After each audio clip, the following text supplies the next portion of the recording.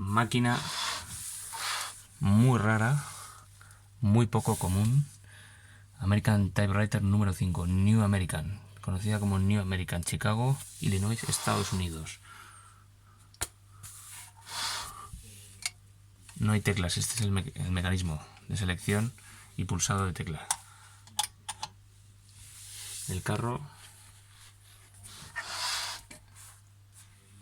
conserva los cromados y esto es básicamente esta máquina muy rara, muy curiosa, muy antigua, que os enseño en este vídeo.